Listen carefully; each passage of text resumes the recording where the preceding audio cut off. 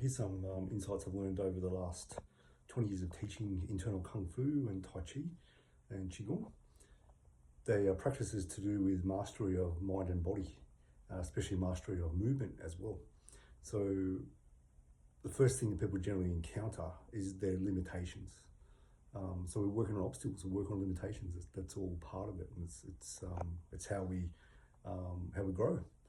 So we're learning how to work with obstacles is a big part of it, work with our limitations and overcome them. So the first things people feel when they start, first thing people encounter when they start internal training is that their body's a lot more uncoordinated than they realised. That's very common. The body is more tense than they realised. There's areas of tension that are just not normally connected into the body that way. So the first part of internal training is to unwind tension, relax the muscular structure. So you notice that. Limitations in movement, so you're not as flexible as you thought you might be, because it's never been really tested before. So if you don't have a regular routine of sort of seeing where your body's at, you don't know where it's at. So as part of the internal training, you see where your body's at just by nature of the exercises. They're trying to unwind things, and they are unwinding things and connecting things more. So over time you become more relaxed, more coordinated, more aware of your body. And after all, you start to notice how your mind interacts with your body too. So these things can be very discouraging when people first encounter them. That's normal, so you don't stop. So it means that you keep going. That's what it means. You may find that it's difficult to stay still. So moving into stillness is something the body just doesn't want to do, the mind doesn't want to do. It means it's very useful for you to learn how to do. We need to, in order to have a good balance, need to learn how to be still and also how to move. Some people are very good at being still, but then they get really irritated if they have to move on things. So we want to get good at moving if you're good at being still. And if you're someone who's moving all the time, it can be a few reasons for that. There's blessings in it. There's also dysfunctional things inside there often too. Like, why don't you want to be still? What do you feel when you're still? Work on that sort of stuff. So it becomes very comfortable to be still over time. And then we balance being still, being moving as well. Okay. You'll notice after a certain amount of time that you'll notice what your mind does. So a lot of it's to do with patterning and also personality, identity as well. So one of the first things people encounter is comparison. So it's comparison to the teacher or to more advanced students. And it's just normal. Your body's just, you're noticing what people can do versus what you can't do. And that's good. The problem is when you try to have the impatience of why can't I do that yet? And most likely the teacher's been practicing a lot longer than you, so they're going to be a more advanced level than you, so that makes logical sense.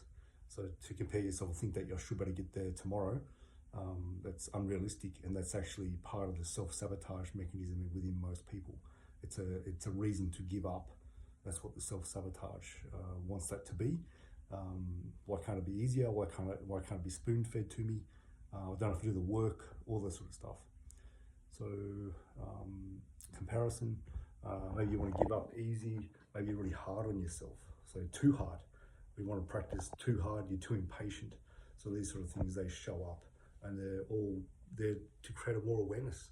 So you're getting more aware of not just your body, not just aware of how you move, not just aware of the people around you in relation to you, but just more aware of what's happening inside me. So they're really important things of the internal training in terms of when you start learning. And we gradually unwind those things to a certain point where, so the internal training, it makes you feel really good. That's one of the best things about it. And it can happen quite early. You feel really good, feel more calm, more peaceful, feel ecstatic sometimes, feel really happy, feel natural, feel like I'm really here. There's not part of me thinking of the future or dwelling in the past. I'm just all here now. They're really good signs of practice. Your body feels really clean, you feel really energized. Sleep improves, digestion improves, all sorts of stuff improves. Sense of self-confidence, self-esteem. Part of his healing inside. There's a strengthening in something that felt really weak before. That's happening. That's all part of good internal training. However, sometimes you do a session and it's like, it didn't go the way I wanted it to go. I don't feel good. I did it, but I don't feel good. That's fine. Part of it also, and a big overarching lesson, is the ability to detach from outcomes. So you do your best effort, best intention with what you do without overdoing it, not underdoing it, just doing what you're able to do at the time. And then, a lot of times you feel great, sometimes you don't. when you don't feel good doesn't mean you didn't do a good session. Just it is what it is, and the next day go again, and you notice how it changes. Then over time, what you find is that no matter if I have a good session or a session that's not so good, or just I feel crap today, I'm getting sick, that sort of stuff, it doesn't drop you, and it doesn't drop your motivation or discipline for the training. So that's a lot of wisdom coming in then. So we just keep it on. We're getting the results, getting the wisdom coming in. I hope that all helps. My understanding anyway, from seeing lots of different people as I do my practice, and then seeing things within myself too.